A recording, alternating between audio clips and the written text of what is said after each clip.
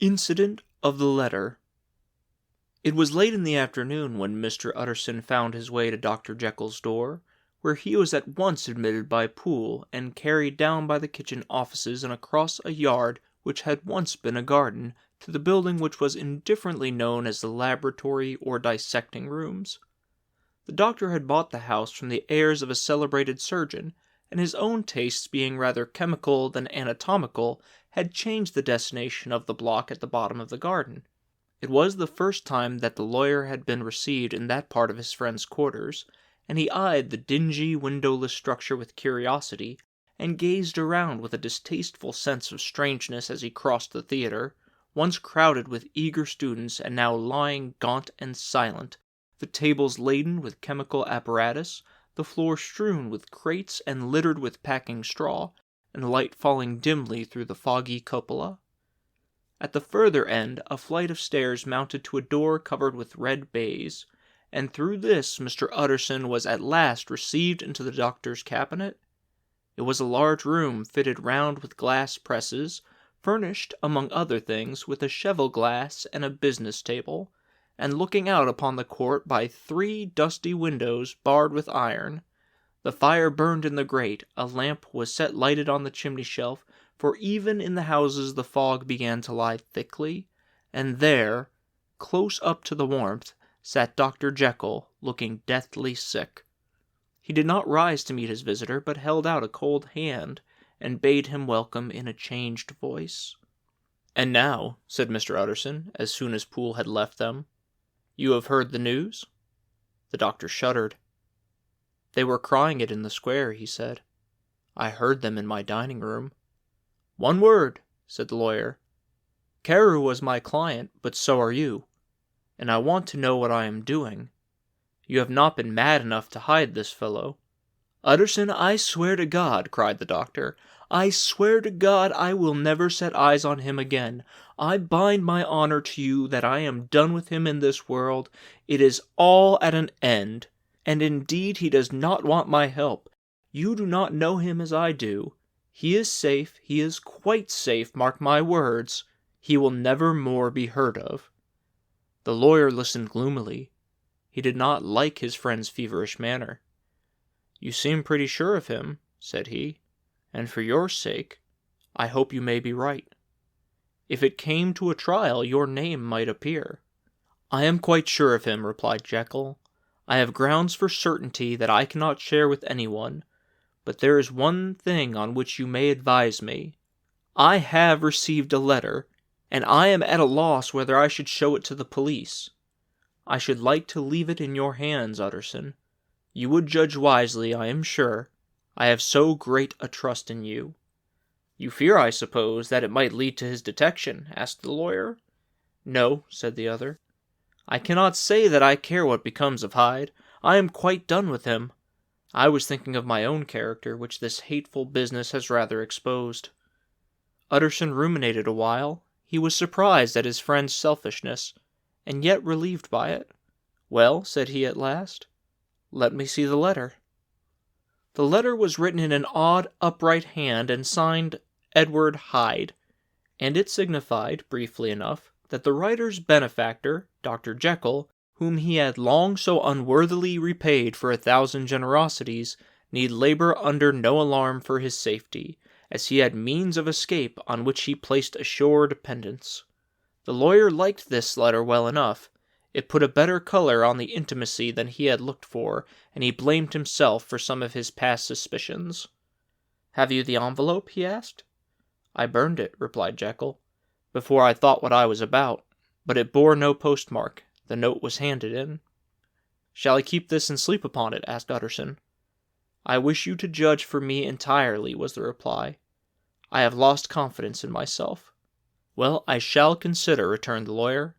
"And now one word more. It was Hyde who dictated the terms in your will about that disappearance." The doctor seemed seized with a qualm of faintness. He shut his mouth tight and nodded. "I knew it," said Utterson. "He meant to murder you. You had a fine escape." "I have had what is far more to the purpose," returned the doctor solemnly. "I have had a lesson. O God, Utterson, what a lesson I have had! and he covered his face for a moment with his hands. On his way out, the lawyer stopped and had a word or two with Poole. "By the by," he said, "there was a letter handed in today. What was the messenger like?" But Poole was positive nothing had come except by post, and only circulars by that, he added. This news set off the visitor with his fears renewed. Plainly the letter had come by the laboratory door. Possibly, indeed, it had been written in the cabinet, and if that were so, it must be differently judged and handled with more caution. The newsboys, as he went, were crying themselves hoarse along the footways. "Special edition! Shocking murder of an N.P.!" That was the funeral oration of one friend and client, and he could not help a certain apprehension lest the good name of another should be sucked down in the eddy of the scandal. It was, at least, a ticklish decision that he had to make, and self-reliant as he was by habit, he began to cherish a longing for advice. It was not to be had directly, but perhaps, he thought, it might be fished for. Presently after, he sat on one side of his own hearth, with Mr. Guest, his head clerk, upon the other, and midway between, at a nicely calculated distance from the fire, a bottle of a particular old wine that had long dwelt unsunned in the foundations of his house.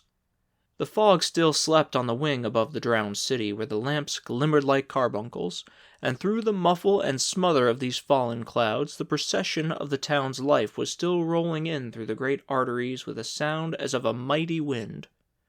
But the room was gay with firelight. In the bottle the acids were long ago resolved. The imperial dye had softened with time, as the color grows richer in stained windows, and the glow of hot autumn afternoons on hillside vineyards was ready to be set free and to disperse the fogs of London. Insensibly the lawyer melted. There was no man from whom he kept fewer secrets than Mr. Guest, and he was not always sure that he kept as many as he meant. Guest had often been on business to the doctor's. He knew Poole. He could scarce have failed to hear Mr. Hyde's familiarity about the house. He might draw conclusions. Was it not as well, then, that he should see a letter which put that mystery to right? And above all, since Guest, being a great student and critic of handwriting, would consider the step natural and obliging? The clerk, besides, was a man of counsel. He could scarce read so strange a document without dropping a remark, and by that remark Mr. Utterson might shape his future course. "This is a sad business about Sir Danvers," he said. "Yes, sir, indeed.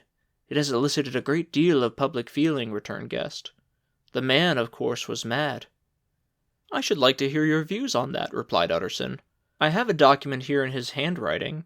It is between ourselves, for I scarce know what to do about it. It is an ugly business at the best, but there it is, quite in your way, a murderer's autograph." Guest's eyes brightened, and he sat down at once and studied it with passion. "No, sir," he said, "not mad, but it is an odd hand." "And by all accounts a very odd writer," added the lawyer. Just then the servant entered with a note. "Is that from Dr. Jekyll, sir?"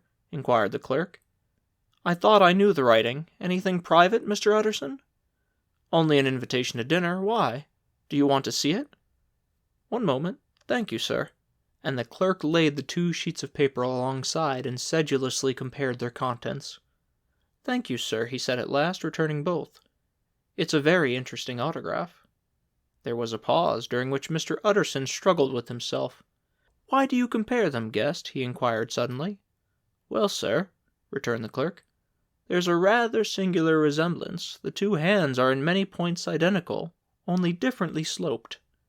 "Rather quaint," said Utterson. "It is, as you say, rather quaint," returned Guest. "I wouldn't speak of this note, you know," said the master. "No, sir," said the clerk. "I understand." But no sooner was Mr. Utterson alone that night than he locked the note into his safe, where it reposed from that time forward. "What!" he thought. "Henry Jekyll forged for a murderer?" And his blood ran cold in his veins.